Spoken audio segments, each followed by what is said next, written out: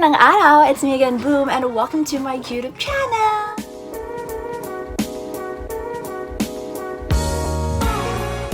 I hope everybody is safe and sound inside your houses as we continue on with this enhanced community quarantine here in Davao City. And if you're not part of Davao City, for sure, I am certain that your city has already created some protocols, some measures in stopping the spread of coronavirus. I just decided to create a video, guys, because there were a lot of realizations on my mind right now as days passed by. Like, it's been almost 2 months na ganito yung setup ko, na hindi masyado tayo lumalabas. Like, entirely hindi tayo lumalabas. Nag-change yung ating routines. So, all this pandemic and all these stay-at-home thing that we have to do for our safety is actually creating a collective anxiety for everyone. In the beginning of this pandemic, everybody was very relaxed and everybody were just, okay, let's just stay at home for a while and, you know, everything will be back to normal again. And we just saw how strong this virus is, yet we cannot even predict what will happen tomorrow. It just takes toll on our mental health. For other people, it's been 4 months that they're practicing social distancing, work from home, and all of that. And ako pa nga lang is almost 2 months pa lang na ganito yung setup. It's been crazy. It's not easy to just comfort yourself and to encourage yourself to think positively, so that all these pandemic scares and threats that we are feeling right now is actually affecting our productivity every day. Before I'm gonna spell out all of my realizations, I just want to share na I'm gonna do my makeup today. It's been a while since I did my makeup. Like, I don't do makeup anymore because, of course, nasa bahay lang naman tayo, so what's the purpose of doing makeup? But I'm such a makeup person and I miss that totally. So today, I decided to do my makeup while I'm talking, no? So andito yung makeup kit ko and I'm just gonna do my makeup while I'm explaining myself. So I'm just gonna clip in my hair ha, kasi it's very hassle.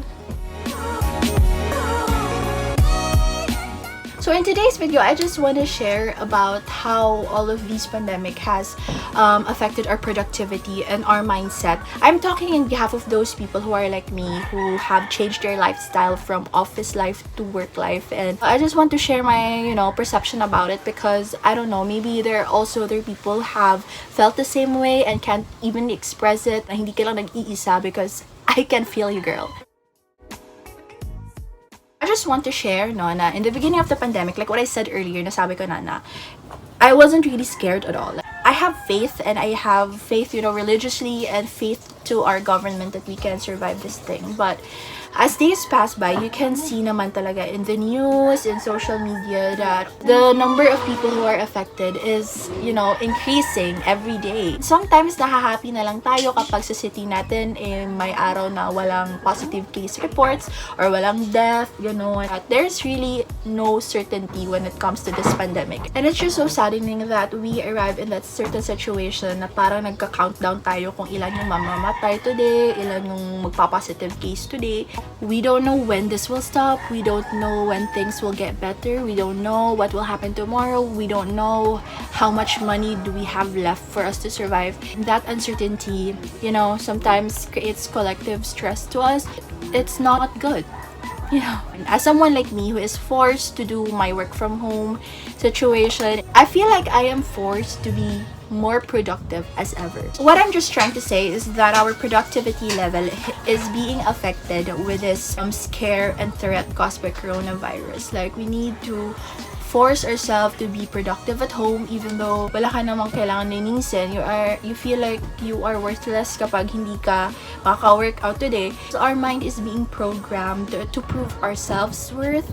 Because we are sanay na that in office, we have to prove ourselves to our boss. But now, we divert that thinking into home tasks. All of these pandemic scares, threats, and, anxieties that we are feeling right now are actually, forcing us to be productive. Anything, parang it's a defense mechanism natin. Whenever we feel something that you cannot really explain to yourself, or it's something it's negative and you don't want to feel that, you find something that will distract you. And some people during this time actually think that being productive is something that they need to practice while they're just doing at home.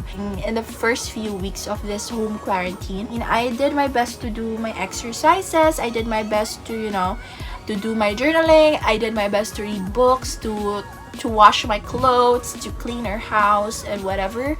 And then I just suddenly realized, after almost 2 months of staying at home, that I don't actually need to do those things. I mean, I don't need to pretend that I have to do a lot of things just to make myself feel good. I've been just doing those things because I don't want to entertain the feelings of uncertainty. I don't want to admit to myself that I am actually being anxious right now. That's the harsh reality, you guys. It's not actually healthy to just keep on pretending that, you're not feeling anxiety at all. This is me telling everybody that you don't have to be productive all the effing time. You are not expected to do amazing things every day, to be orderly and organized every fucking day. These days are not normal days. You do not need to make productive use out of this time. In the beginning, we may feel overwhelmed. That's why we are trying our best, to do a lot of things all at once para lang ma-prove natin na worthy tayo pa rin kahit nasa bahay lang tayo, na kahit nasa bahay lang tayo may nagyamo kay pulos mas kinakasabalay, It's totally okay if you gained weight, if you lost weight, if your diet has changed, if your body is totally changing. It's because our routines have changed. Please be kind to your body, to your routines, and especially to your mental health. Our lifestyles has changed drastically, In just one snap, we were forced to go home and just stay at home and lock ourselves up. And, that's a different life that we haven't experienced for a very, very long time. Emotional lifestyle change can actually contribute a lot to our overall well-being. This is not the life we are used to. Like, we are now thrown in a new jungle, and it's something that we still need, to adjust with. A lot of what's going on during this pandemic is actually forcing us to become extremely reflective. A lot of what's coming out from us is actually emotions that are direct reflection of what's going on inside of us. Like, for example, if you're a person who is with anxiety, this might be a very ridiculous moment of your life. Like, this is one of those times where you just wish that you can control every situation. You sometimes hoard things. Those people who are actually hoarders are those who are anxious, Let's be honest, there are a lot of people right now who are racist. Like, they don't talk to certain people because those people are actually exposed to those people who have positive cases of coronavirus. This pandemic has brought out the real personality. It brings out who you really are. It's a defense mechanism that we are talking about here. On the other note naman, about my work from home situation, it's really greatly affected because, hello, we are working from home during this global pandemic, during this global crisis. Choose your battle, bitch. Well, yes, it is important to stay positive and to keep calm and, just do things normally, whatever it is that you can convince to yourself. But you need to be realistic also at the same time. Your inner child doesn't necessarily need to hear that it's gonna be okay, that everything's gonna be back to normal soon. Sometimes our inner child just simply needs validation of its emotions. So it means that when you're anxious right now, if you're depressed right now, if you're in a very difficult situation emotionally right now, it's totally fine. I can hear you, I see you, I feel you. This has also made me think about the connection of all these productivity pressure. What connection it is to our idea of self-worth, self-esteem. Maybe because you are staying at home right now and you feel like you're not productive enough and you are not worthy enough. That's why you're encouraging yourself to be productive all the time. Guys, wait lang, mag-contour mo na. But everything that's going on right now is not normal. So don't push yourself convincing yourself that you have to feel normal, that your routines must be normal, that you must be organized and must be productive all the time. We are currently in a very uncertain time of our life, and it's totally normal to feel scared and to feel, alam mo yun, yung parang ngaragay, hindi mo alam anong next na gagawin mo. You don't have to be positive all the time. What you need to do right now, guys, is to validate your feelings and to actually experience it in the present time. Ngayon. The only way you can heal from all these things that you are going through is to actually feel them. Everybody of us, like including me, I always wish that everything's gonna be back to normal. We always wish of normalcy immediately. But in fact, normalcy of what we're doing is what has led us to this situation. Like, no one knew that this will come. Even though we are dreaming of normalcy in our lives, it's not gonna be normal anymore. The kind of normalcy that we have experienced for the past few months, na kahit months pa yan, will never be the same again. After all of these COVID-19 experience, the normal things in life will not be like how we used to be before. It's gonna be a new normalcy. There are actually ways that you can do or we can do together, because even me, hindi pa naman talaga ako super duper healed. I mean, I still feel scared and anxious, you know, even though I'm speaking right in front of you. But these are just simple things that we can do together, and if you think you have your own way, you can actually do it. I'm just sharing my personal ways to motivate myself or to heal. Number 1 is to actually delete your social media accounts. I mean, it's not gonna be possible for some people like me because I work in the world of social media. Like, my work is based on social media. I'm gonna be kicked out from our company. A friend of mine told me and suggested that if I'm working online and I want to have social media detox, one secret way is to schedule your screen time. What she meant about screen time is how many times you face your phone or your laptops or whatever. But since I'm working from home, it's kind of difficult to do that. So I'm not talking about myself na lang, it's kind of difficult. But I really encourage you to limit your use of social media as much as possible if you can't really erase your social media accounts. But if you are strong enough, you know, if you are disciplined enough to actually delete your social media for quite some time lang naman, kahit 3 days man lang. Train yourself, kahit 3 days, yun na yung minimum. Kung kaya mong mabuhay ng walang Twitter, walang Instagram, walang Facebook ng 3 days, or kung mahihirapan ka pa rin, you can do it slowly. Like, for today, you can delete Instagram first. The next 3 days, you can delete Twitter. The next is Facebook. I am really sure that YouTube is really something na mahirap tanggalin because it's entertainment. It's not considered as social media, but though it still possibly, you know, contributes stress because we can see news there. It's your responsibility now to filter what you are searching. So, you know, decrease your exposure to news. We will begin like 1 hour ka lang magbasa ng news about COVID.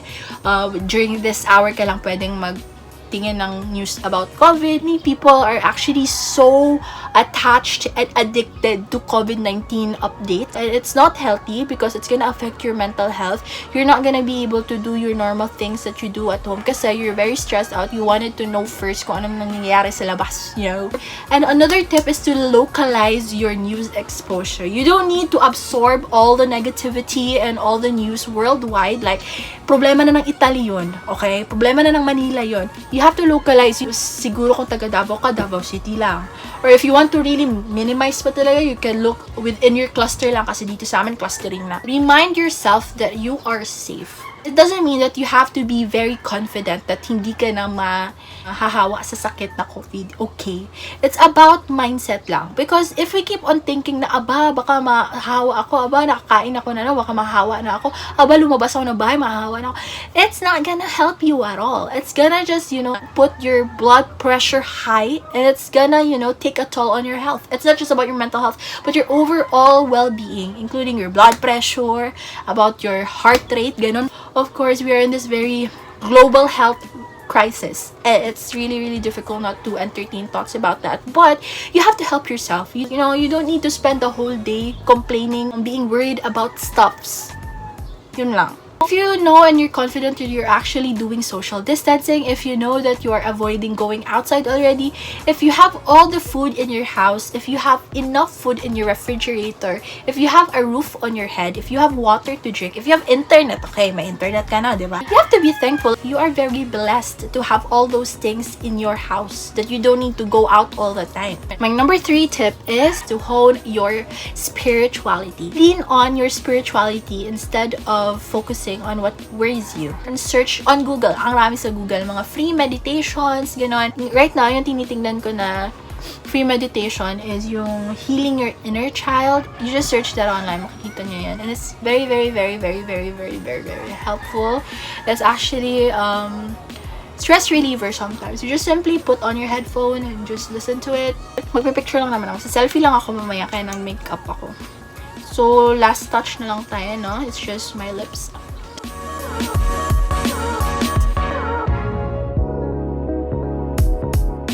let's all be hopeful while acknowledging any feelings that we are currently feeling right now. As last realizations out of this pandemic is that this whole COVID-19 pandemic experience has forced us to sit with ourselves, to look inwards, and I really highly encourage everyone to do the same as well, because this is not just the time to contain the virus, but it really taught us a lot of things about ourselves, about the world we live in, and if ever we all survive this situation will forever change our lives and the way we interact with the whole world. This is the time to create the new kind of normalcy, and it should begin now. So that's it, everybody. Thank you so much for watching. I don't know if you've learned something or wala ba ko alam. I hope you click that subscribe button down below. Bye!